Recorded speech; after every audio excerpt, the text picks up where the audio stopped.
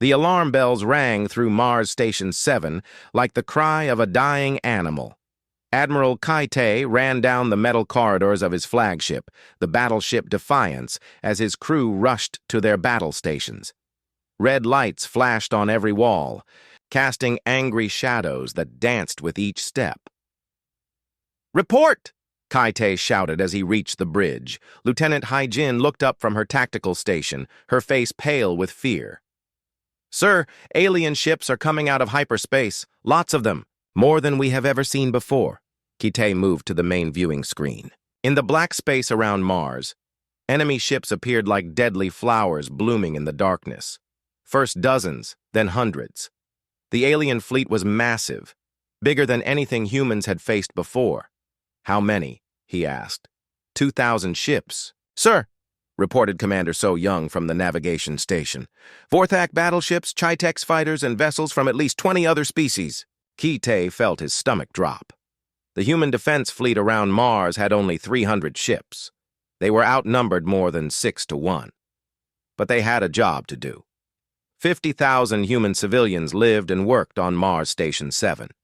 Families, with children. Scientists who dreamed of making Mars into a second Earth. People who trusted the military to keep them safe. "Send word to all ships," Kite ordered.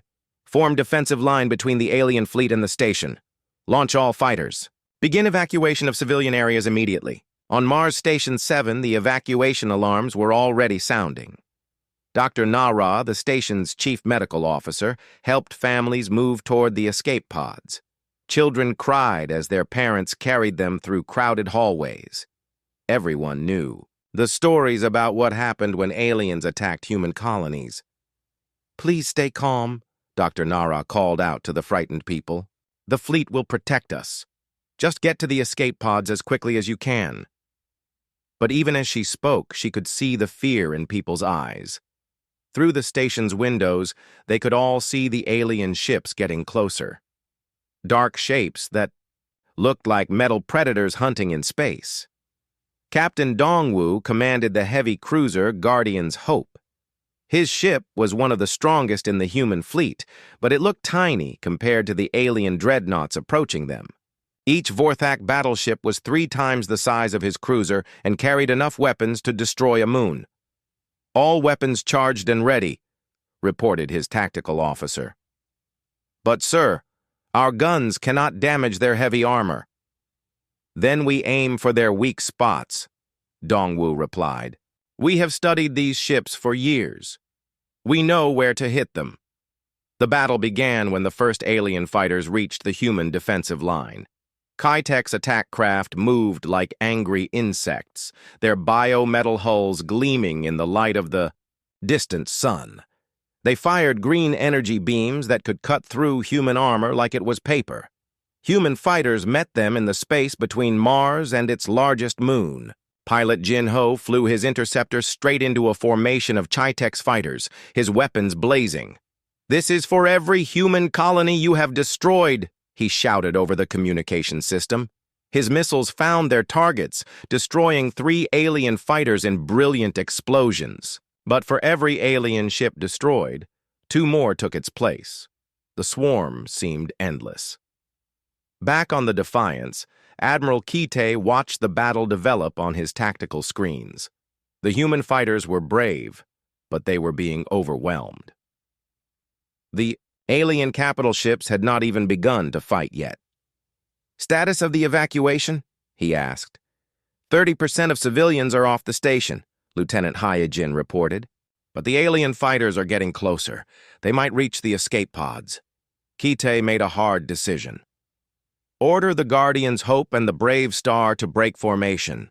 Protect the evacuation ships, even if it means letting alien ships through our line." Captain Dongwu received the order and understood what it meant.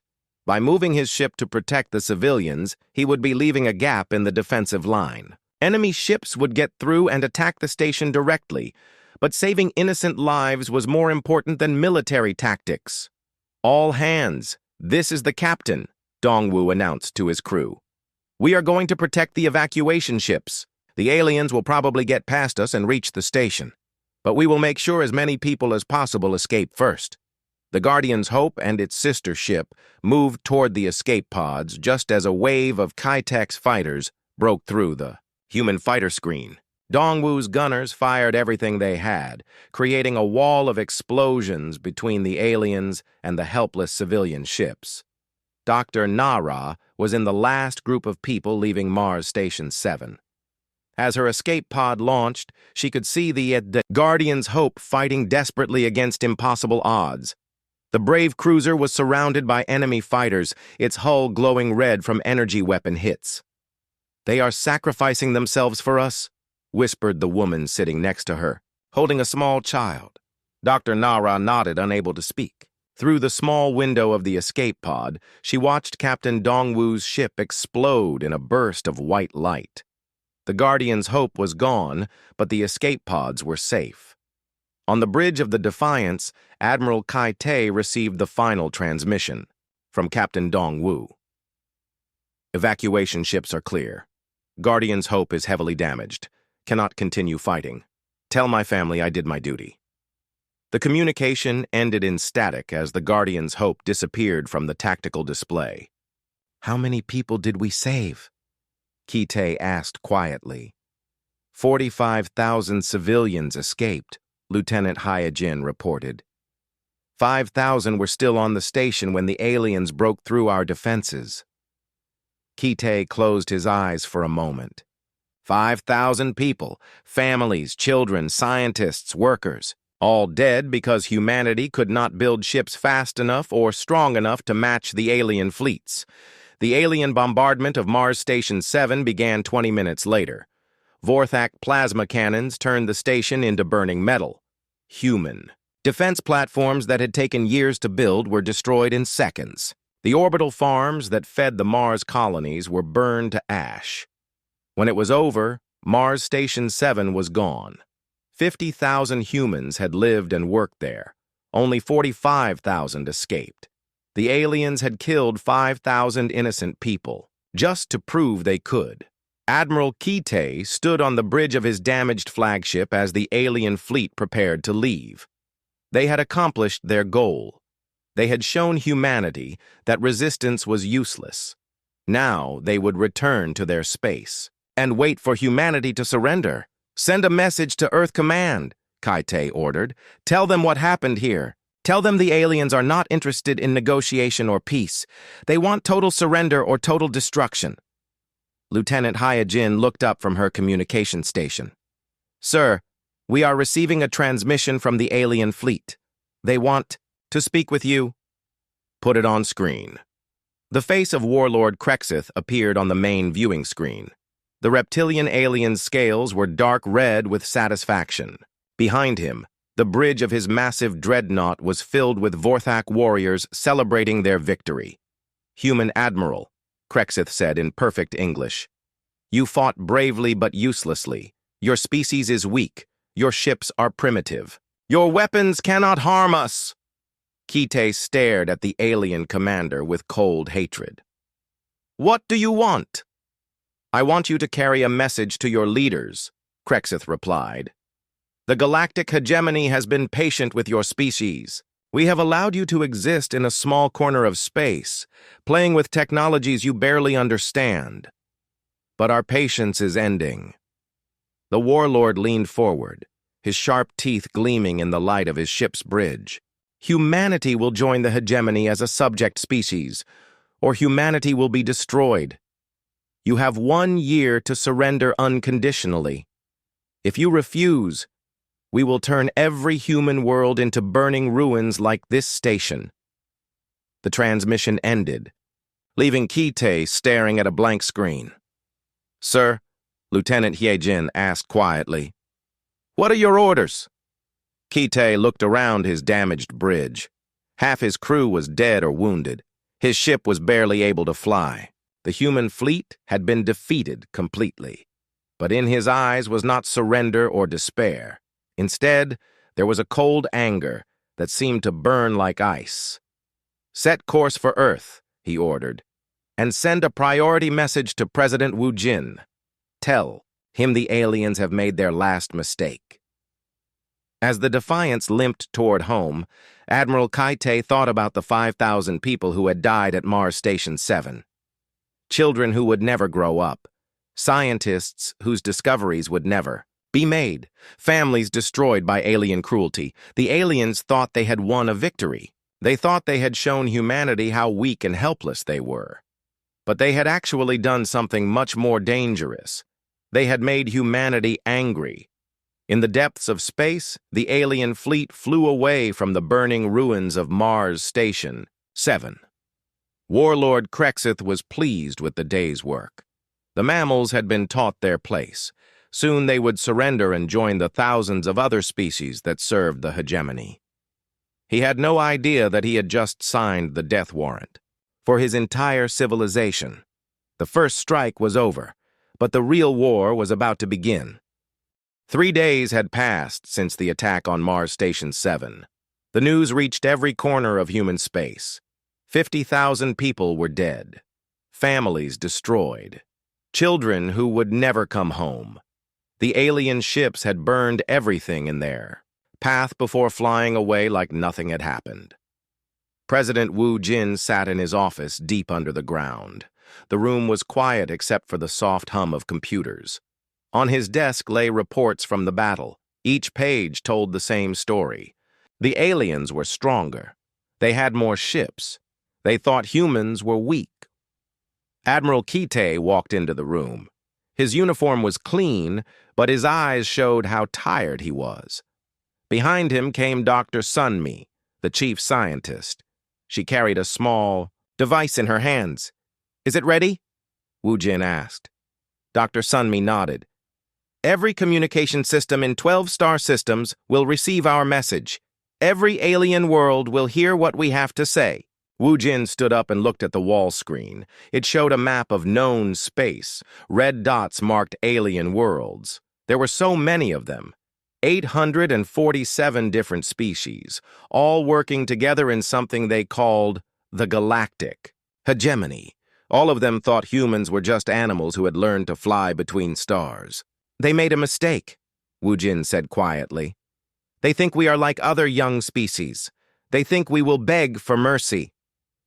Admiral Kite crossed his arms. "The aliens have been watching us for 30 years. They know about our ships and weapons. They think they understand what humans can do. But they do not know everything," Dr. Sunmi added. She looked at the device in her hands. "They do not know about the projects we kept secret." Wu Jin walked to another screen. This one showed Earth from space. The blue planet looked peaceful and small. Hard to believe that 50 billion people lived there. Hard to believe that such a quiet world could be dangerous. "My grandfather fought in the Third World War," Wu Jin said. "He told me something before he died. He said humans are dangerous because we do not give up. We learn from every fight. We get stronger." The president moved to his desk and picked up a photo. It showed a young girl with bright eyes and a big smile. She had been on Mars Station 7 when the aliens attacked. Now she was dead. "They killed children," he said, his voice getting harder. "They killed people who had never hurt anyone. People who just wanted to build new homes among the stars." Dr. Sunmi checked her device again. "All systems are ready, Mr. President.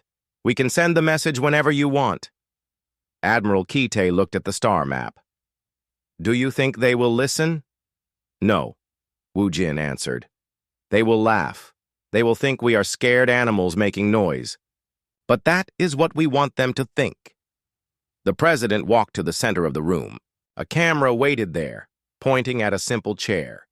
Behind the chair, the flag of Earth hung on the wall, blue and green like the planet itself. Wu Jin sat down and looked into the camera. His face was calm, but his eyes were cold. Admiral Kite and Dr. Sunmi stood behind him, their faces serious. "Begin transmission," Dr. Sunmi said. Across 12 star systems, every alien communication device suddenly turned on. Warships flying through space found their screens lighting up. Planets far from Earth received a signal they had not asked for. In meeting rooms where alien leaders planned their next attacks, the walls showed the face of a human. To the members of the Galactic Hegemony, Wu Jin began. His voice was steady and clear. I am President Wu Jin of Earth. I speak for all humans in all worlds. On the bridge of a Vorthak battleship, Commander Drexmore looked at the screen with surprise. The reptilian alien had scales that changed color when he was angry. Now they were turning dark red. How did they break into our systems? He hissed to his crew. On a Chitex hive world, Queen Mind Zalara felt the thoughts of 1,000,000 insects under her control. They all buzzed with confusion. How could the mammals send messages to their private networks? President Wu Jin continued speaking. 3 days ago, you attacked our people. You killed 50,000 humans who had done nothing wrong. Men, women, and children who just wanted to live in peace. The president paused. When he spoke again, his voice was like ice. You have made this choice many times. You attack our ships. You destroy our homes. You think we are weak because we try to talk instead of fight. You are wrong. In the alien capital world of Nexus Prime, the High Council watched the human leader with interest. These were the rulers of 800 species. They had conquered 1,000 worlds. To them, humans were just another young race that needed to learn their place. This human speaks with courage, said Council Leader Vestan. The ancient being had lived for 3,000 years. But courage means nothing against superior numbers. On the screen, President Wu Jin leaned forward. You believe you understand? Humans. You think you know what we can do. You have watched our ships and counted our weapons. You believe we are no threat to your great empire. The president stood up. Admiral Kite and Dr. Sunmi moved beside him. You are wrong, Wu Jin said. You see only what we have shown you. You know only what we have allowed you to know. For 30 years, while you watched and planned, we have been preparing. Dr. Sunmi stepped forward. She held up the device in her hands. To most aliens, it looked like a simple communication tool. They did not know it was connected to systems they could not imagine. Humans are different from other species, the president continued. We do not surrender. We do not accept defeat. When someone hurts our people, we remember. When someone threatens our children, we act. The transmission signal grew stronger. Every alien device in 12 systems was now locked onto the human message. Even if they wanted to, the aliens could not turn off their screens. This is humanity's last warning, President, Wu Jin said. His words seemed to echo across the galaxy. Attack again and face total annihilation. The president looked directly into the camera. For a moment, every alien watching felt something cold touch their thoughts. Something that spoke of human determination and human anger. We have given you this warning because we believe in fairness. We do not want to destroy you. But if you force our hand, we will show you why humans have survived every threat our world has ever faced. The transmission ended. Across alien space, screens went dark. The message was over, but the words remained. On Nexus Prime, the High Council laughed. On Vorthak ships, commanders made jokes about scared mammals. On Chitex worlds, the hive minds buzzed with amusement. They did not understand. They thought humans were bluffing. They had no idea that the real message was not the words President Wu Jin had spoken. The real message was the fact that humans had just taken control of every communication system in 12-star systems whenever they wanted to. Dr. Sunmi smiled as she turned off her device. The aliens thought they had superior technology. They had no idea what humans had really learned to do. The warning was sent. Now they would see if the aliens were smart enough to listen. The alien leaders did not listen to the warning. They laughed at the humans instead. On the great world of Nexus Prime, the High Council met to plan their response. 847 species had joined together under the Galactic Hegemony. They had conquered most of the galaxy. One small species would not stop them now. Gather the fleets. ordered Council Leader Vestan. His voice reached every corner of alien space. "Show these humans what happens when animals threaten their masters." Warlord Krexith of the Vorthak Empire smiled, showing rows of sharp teeth. His reptilian face was covered in battle scars. He had destroyed 100 worlds in his long life. "My ships are ready. We will crush them like insects." Queen Mind Zalara spoke through 1,000,000 insect voices. Her words buzzed and clicked across the communication systems.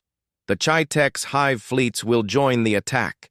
These mammals will learn to fear us." From 47 different worlds, the greatest war fleet in galactic history began to move. Massive Vorthak dreadnoughts left their home systems. Each ship was 3 kilometers long and carried enough weapons to destroy a moon. Chaitek's hive ships swarmed like angry bees, filled with fighter craft and warrior drones. The Zentari brought their crystal ships that could bend light itself. The Moloch contributed their bioships grown from living metal. The ancient ethereals sent vessels that moved through dimensions. Every major species added their strongest ships to the fleet. 15,000 warships gathered at the edge of human space. The fleet stretched across millions of kilometers. Never before had so many ships worked together for one goal.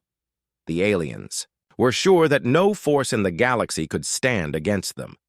On Earth, Admiral Kite watched the alien fleet through long-range sensors. He stood on the bridge of his flagship, the battleship Defiance. Around him, his officers worked at their stations. The mood was tense but not afraid. "They took the bait," reported Commander So Young from the navigation station. "All major alien fleets are moving toward Sol system." Lieutenant Tae Hyun looked up from his communication console. "Sir, we are receiving messages from the alien fleet. They are demanding our surrender." Admiral Kite smiled coldly. "Let them wait. How many ships do we have ready?" 200 ships, sir," answered Captain Ji-Wan from the tactical station. "Mostly destroyers and cruisers. 3 battleships including ours." The numbers seemed hopeless. 200 human ships against 15,000 alien vessels. Any normal military leader would surrender immediately. But Admiral Kite was not normal. He knew something the aliens did not. "Send word to all ships," he ordered. "Begin Operation Mousetrap." Across human space, ship captains received their orders. Captain Hyunwoo commanded a destroyer squadron near Jupiter. His ships were fast but lightly armed, perfect for hit-and-run attacks. "All units, this is Hyunwoo," he said over the communication system. "Remember the plan. We are not trying to win battles. We are trying to move the enemy where we want them." In the asteroid belt, Commodore Minho waited with a group of mining ships that had been converted to warships. They looked weak and desperate. That was exactly what the humans wanted. The alien fleet approached the outer edge of the Sol system. Their formation was perfect. Vorthak dreadnoughts led the way, followed by Chaitek swarms and ships from dozens of other species. They moved slowly and carefully, expecting desperate human attacks. They got exactly what they expected. Captain Hyunwoo's destroyers attacked first. They came out of the asteroid belt like angry hornets, firing missiles and energy beams. The alien ships turned to fight back, but the human ships were already running away. "Cowards!" shouted Warlord Krexith from his command ship. "Chase them down! Destroy every human vessel!" The alien fleet spread out to hunt the fleeing humans. This was what the human commanders wanted. Instead of staying in their tight formation, the aliens began to form a huge sphere around the Sol system. Commodore Minho's converted mining ships made the next attack. They seemed to come from nowhere, striking at the alien rear guard before disappearing into the darkness between planets. The aliens sent more ships to hunt them down. Admiral Kite watched from the bridge of Defiance as the alien fleet slowly surrounded the human home system. Every alien ship was exactly where the humans needed them to be. "Status report," he ordered. "Alien formation is now at 80% coverage," reported Commander So Young. "They have ships positioned around the entire system. Enemy fleet composition is as predicted, added Captain Ji-won.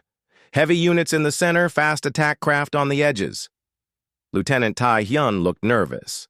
Sir, the alien commanders are sending more demands for surrender. They say they will destroy Earth if we do not give up immediately. Let them threaten, Admiral Kiti replied. Dr. Sunmi, are your systems ready? From deep inside the Earth, Dr. Sunmi's voice came through the communication system. All resonance broadcasters are in position. Every human ship is transmitting the correct frequencies. The aliens did not know about the resonance broadcasters. They were special devices that Dr. Sunmi's team had invented. Every human ship carried one.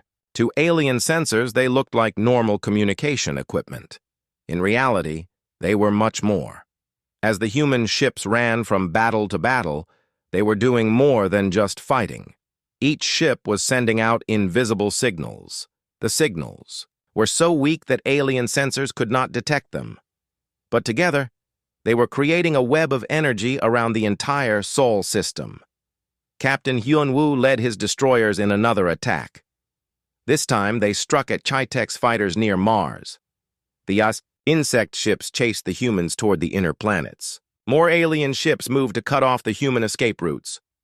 Perfect, muttered Hyun-woo as he watched alien ships moving into position.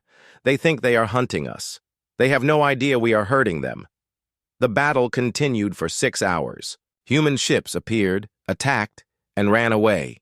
Each time, more alien vessels moved to chase them. The great alien fleet spread out further and further, trying to cover every possible escape route. Commodore Minho made the final move. His mining ships appeared near Earth itself, firing desperately at the closest alien vessels. It looked like a last desperate attempt to protect the human homeworld. The aliens took the bait completely. Every ship in their fleet moved to surround Earth. They formed a perfect sphere with Earth at the center. 15,000 ships in a formation that covered the entire inner solar system. All ships in position, reported Commander So-young. Her voice was calm, but Admiral Kite could see the excitement in her eyes. Alien fleet deployment is complete, added Captain Ji-won. Every major vessel is within the target zone. Admiral Kite opened a communication channel to Earth. Dr. Sunmi, this is Kite. The trap is set. Confirmed, came the reply from the underground laboratory. All resonance broadcasters are active. The dimensional framework is stable. The Admiral looked around his bridge. His officers were ready. They had trained for this moment for years. Now it was time to see if human science was as advanced as they believed. Send a message to President Wu Jin, Admiral Kite ordered. Tell him we are ready. Deep under the Earth, President Wu Jin stood in the Prometheus Control Center. Around him, dozens of scientists worked at computers that controlled forces the aliens could not imagine. Dr. Sunmi stood beside a control panel covered in warning lights. Mr. President, she said quietly, the aliens are in position. All 15,000 ships are within our dimensional web. President Wu Jin looked at a screen showing the alien fleet. So many ships, so many creatures who thought humans were weak. They had no idea what was about to happen. They could have listened to our warning, he said. They could have chosen peace. Yes, sir, Dr. Sunmi replied. But they chose war instead, the president nodded. Then let us show them what human science can really do. The trap was complete. 15,000 alien ships surrounded Earth, thinking they had the humans exactly where they wanted them. They had no idea that they were the ones who had been caught. Soon, they would learn the difference between human technology that was shown to the galaxy and human technology that was kept secret. The real battle was about to begin. President Wu Jin stood in the Prometheus Control Center, 3 kilometers below the surface of Earth.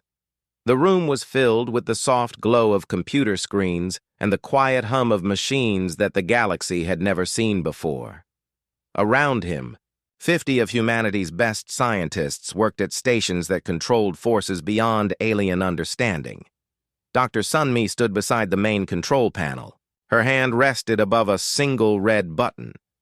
30 years of secret research had led to this moment. 30 years of discoveries that humanity had hidden from the watching galaxy. Alien fleet position confirmed, reported Engineer Boram from his station. All 15,000 ships are within the dimensional web. Physicist Yuna looked up from her calculations. Energy levels are stable. The quantum field generators are ready.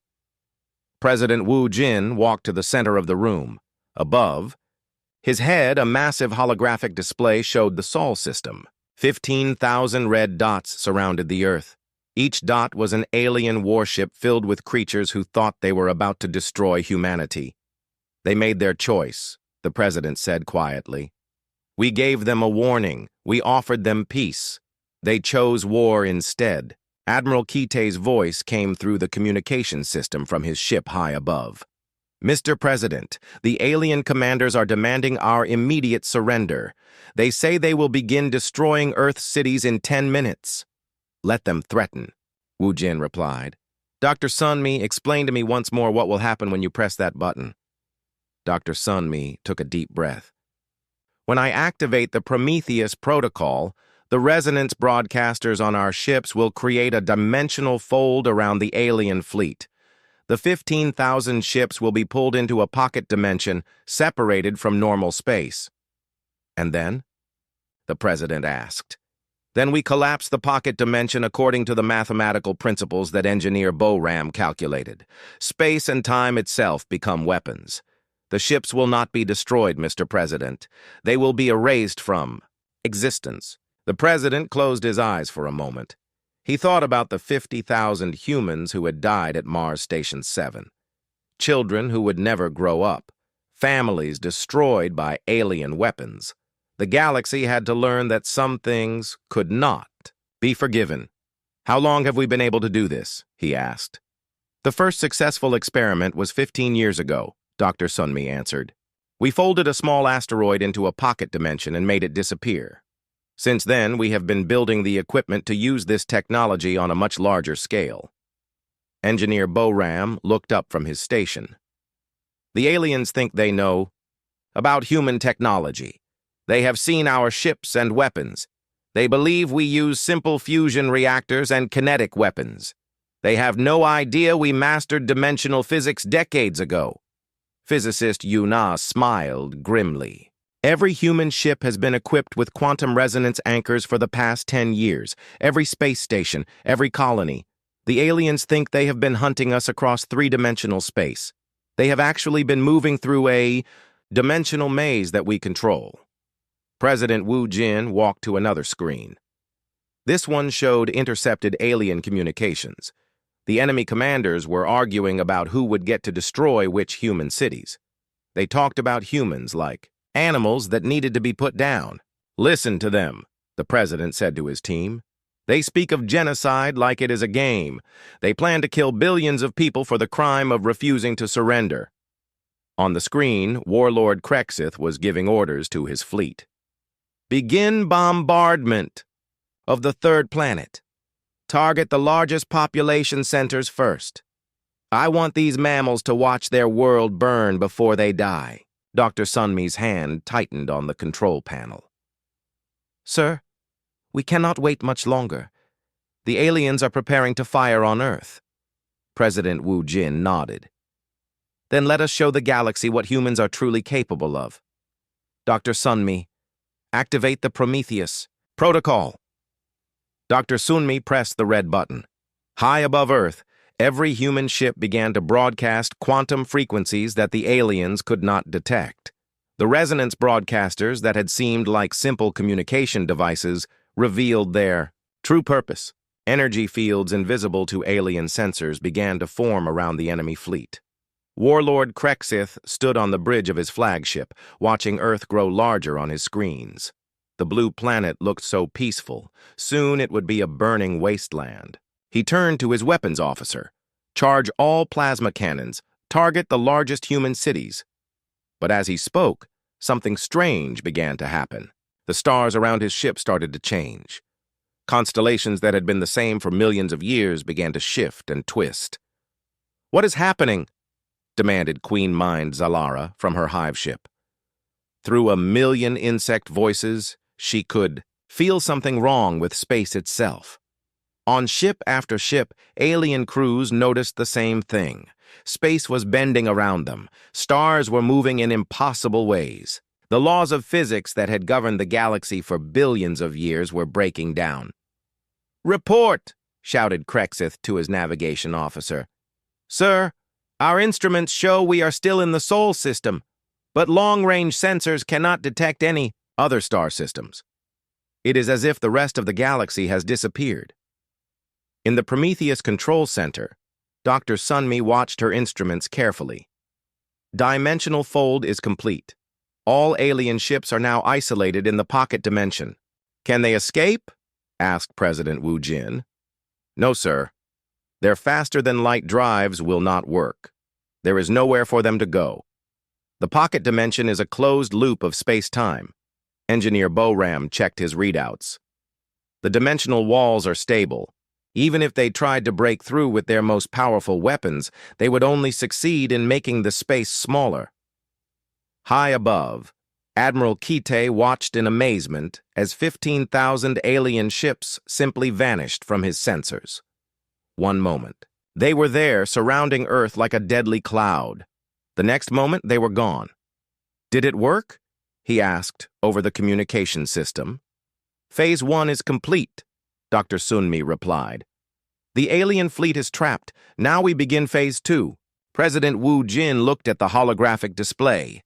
The red dots representing alien ships were still there, but now they were shown in a separate window, the pocket dimension where 15,000 vessels waited for their fate. "What are they experiencing right now?" he asked. Physicist Yuna consulted her calculations. "Time moves differently in the pocket dimension. To them, only a few minutes have passed. They are probably trying to understand what happened to the rest of the galaxy." "Can they communicate with their home worlds?" "No, Mr. President. No signal. Can cross dimensional boundaries.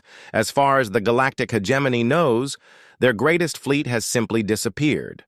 President Wu Jin thought about this. Across alien space, species that had been confident of victory would be wondering what had happened to their ships. Fear would replace arrogance. Questions would replace certainty. "Begin Phase 2, he ordered. Dr. Sunmi moved to a different control panel. This one was covered in warning symbols and safety locks. "Initiating dimensional collapse sequence. This is irreversible, Mr. President." "I understand," Wu Jin replied. "Proceed." Inside the pocket dimension, Warlord Krexith tried desperately to contact his home world. His communication system showed no response. Long-range sensors detected nothing beyond the fleet itself. It was as if the 15,000 ships were alone in an empty universe. "All ships, this is Krexith," he broadcast to the fleet. "Maintain formation. Do not panic. This is some kind of human trick." But even as he spoke, he could see that something terrible was beginning to happen. The space around his ship was starting to shimmer and twist. Stars that had appeared stable moments before began to move in spirals and curves. Queen Mind Zalara felt the minds of her warrior drones becoming confused and frightened. The insects could sense that the very fabric of reality was becoming unstable. "The mammals have done something to space itself," she buzzed to the other commanders. "Our ships are trapped in some kind of dimensional prison." In the control center, Engineer Boram monitored the collapse carefully. "Dimensional integrity dropping to 80%. The pocket dimension is beginning to break down according to our calculations." "How long until complete collapse?" asked President Wu Jin. 12 minutes, sir." The president opened a communication channel to the alien fleet. Even though they were trapped in another dimension, human technology could still reach them. "This is President Wu Jin of Earth." His voice echoed through 15,000 alien ships. "You are experiencing the fate we warned you about. You chose to attack innocent people. You chose to ignore our offer of peace." Warlord Krexith's scales turned pale when he heard the human voice. "How are you speaking to us? Where are we?" "You are in a pocket dimension created by human science," the president replied. "You believed you understood our technology. You were wrong. While you watched our ships and counted our weapons, we were developing forces you could not imagine. The BA, alien commanders, tried to respond, but their communications could not reach outside the dimensional prison. They could only listen as the human leader continued to speak. Your fleet will be destroyed completely. Not damaged, not captured, but erased from existence. This is what happens to those who threaten human children. In the control center, Dr. Sunmi announced the final countdown. Dimensional collapse in 60 seconds. The pocket dimension collapsed in complete silence. In normal space, there was no explosion, no flash of light, no debris field. Where 15,000 alien ships had been moments before, there was now only empty space. The greatest war fleet in galactic history had been erased from existence as if it had never been built. In the Prometheus Control Center, Dr. Sunmi stared at her instruments in amazement. Even though she had designed the system, seeing it work on such a massive scale was incredible. Dimensional collapse complete, she reported. All traces of the pocket dimension have been eliminated. President Wu Jin stood quietly for a long moment. Around him, the 50 scientists who had made this possible worked at their stations, shutting down systems and recording data. The most powerful weapon ever created by human minds had just been used for the first and hopefully last time. How many? He asked softly. Engineer Boram checked his calculations. 15,000 ships, approximately 12 million alien crew members. All major species of the galactic hegemony were represented. Physicist Yu Na looked up from her station. The mathematical models worked perfectly. Space-time collapsed. According to our equations, the ships were not destroyed by weapons or explosions. They were simply removed from reality. The president walked to the main viewing screen. It showed the Sol system as it appeared now. Human ships moved freely through space that had been filled with enemy vessels minutes before. Earth continued to turn peacefully, unaware of how close it had come to destruction. "Open a channel to Admiral Kite," Wu Jin ordered. The Admiral's face appeared on the screen. Behind him, the bridge of the Defiance was filled with celebrating crew members. "Mr. President, our sensors show that all alien ships have vanished. Whatever you did, it worked completely." "Send a message to all human ships," the President replied. "The war is over. They can stand down and return to Earth." Admiral Kite nodded. "What about the rest of the galaxy? What happens when they learn what we did?" President Wu Jin considered this carefully. "We will tell them the truth. They attacked us. We warned them. They ignored the warning. They learned the consequences." High above Earth, Captain Hyunwoo stood on the bridge of his destroyer. His crew was silent as they looked at their sensors. The space around them was completely empty. No alien ships, no wreckage, nothing at all to show that the largest fleet in galactic history had ever existed. "Sir," his navigation officer said quietly, "what did we just witness?" Captain Hyunwoo shook his head slowly. "We witnessed what happens when you underestimate humans." Across the galaxy, alien worlds began to realize something was wrong. Communication centers that should have been receiving regular reports from the attack fleet heard only silence. Military commanders tried to contact their ships and received no response. On the Vorthak homeworld, General Thexvar stared at his communication equipment in confusion. "Where is Warlord Krexith? Why are our ships not reporting their victory? The Reptilian commander tried every frequency, every emergency channel. Nothing. It was as if 15,000 ships had simply vanished from existence. On Chitex Prime, the Queen Mothers felt an emptiness in their shared consciousness. The millions of warrior drones that had been part of the attack fleet were gone. Not dead, which would have left psychic echoes in the hive mind. Simply gone, as if they had never existed. In the capital world of Nexus Prime, the High Council met in emergency session. Council leader Vexthan's ancient face showed fear for the first time in 3,000 years. "Explain this," he demanded of his military advisors. How does the largest fleet in galactic history disappear without sending a single distress signal, Commander? Zalthek, leader of the Hegemony's intelligence service, consulted his reports with trembling hands. Our long-range sensors show no trace of the fleet. No wreckage, no energy signatures, no life signs. It is as if they never existed. At that moment, every communication system in the council chamber activated. The face of President Wu Jin appeared on screens around the room. His expression was calm, but his eyes held the cold certainty of absolute victory. Leaders of the galactic hegemony, the human president began. Your attack fleet has been destroyed, all 15,000 ships and... Their crews have been eliminated! Council leader Vestan leaned forward in shock. Impossible! Our fleet was invincible! But President Wu Jin continued, as if he had heard the alien leader's words. You believed that humans were weak because we preferred peace to war. You believed that our technology was primitive because we showed you only simple weapons. You were wrong on both counts. The president gestured to someone off-screen. Dr. Sun-Mi appeared beside him, her hands still steady from operating the controls that had erased 15,000 ships from reality. Dr. Sun-Mi and her team have spent 30 years developing dimensional manipulation technology. While you watched our ships and analyzed our weapons, we were learning to control space and time itself. Commander Zalthek's intelligence reports suddenly made terrible sense. For 30 years, humans had allowed alien spies to study their technology, but they had only seen what humans wanted them to see. The real advances had been hidden in secret laboratories deep underground. Your fleet was not destroyed by superior firepower, President Wu Jin explained.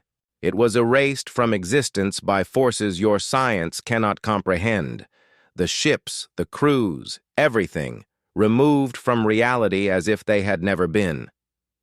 On screen after screen throughout alien space, military commanders and political leaders watched in growing horror.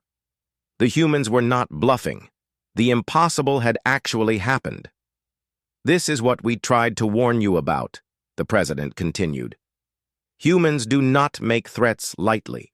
When we said attack again and face total annihilation, we meant exactly what we said. Dr. Sun-Mi stepped forward. The technology we use today could eliminate any fleet, any world, any species that threatens human life. We have the power to erase entire star systems from existence, but we will only use this power in defense of innocent life. President Wu Jin's voice became harder. You killed 50,000 of our people at Mars Station 7. You attacked civilians who had done nothing wrong. You planned to destroy Earth and murder billions of humans. This is what happens to those who choose genocide. The transmission paused. In the silence, alien leaders across the galaxy tried to process what they had just learned. The small, peaceful species they had planned to conquer possessed the most terrible weapon ever created. The galactic hegemony is finished, President Wu Jin announced. Any species that continues to threaten human life will face the same fate as your attack fleet. Any leader who orders attacks on human worlds will watch their forces disappear from existence. Commander Zalthek looked at his reports again. Suddenly, all the strange incidents of the past 30 years made sense. Human ships that had vanished and reappeared in impossible locations, space stations that seemed to exist in multiple places at once, technologies that alien scientists could not explain. They have been testing this power for decades, he whispered to the High Council. Every time we thought human ships were lost or destroyed, they were actually experimenting with dimensional manipulation. Council leader Vexthon's ancient wisdom finally grasped the full scope of human capabilities. They let us think we were hunting them. In reality, they were studying us, learning our weaknesses, preparing for this moment. On the screen, President Wu Jin made his final statement. Humanity seeks peace with all species. We want to explore the galaxy together, to learn from each other, to build a better future for all intelligent life. But we will never again tolerate attacks on human civilians. Dr. Sunmi held up a small device, similar to the one she had used to broadcast the original warning. This technology will remain under human control. It will never be used for conquest or aggression, but it will always be ready to defend human life. The president looked directly into the camera. Choose wisely.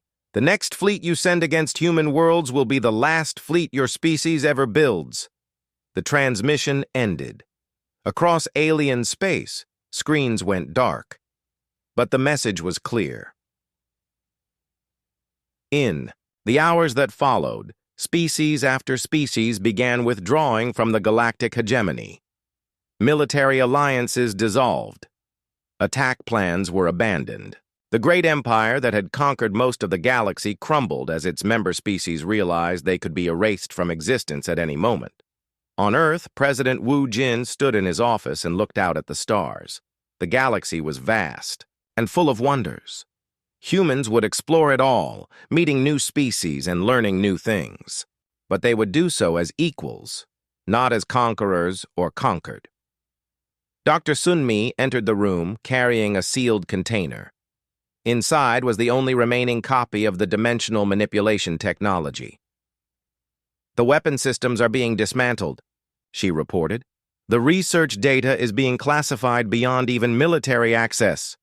"Good," the president replied. "This power should never be used again. Today was necessary, but I hope it was also the last time." Admiral Kaitei's voice came through the communication system. "Mr. President, we are receiving messages from across the galaxy. Hundreds of species are requesting peaceful contact with humanity. They want to establish trade agreements and cultural exchanges." President Wu Jin smiled for the first time in days.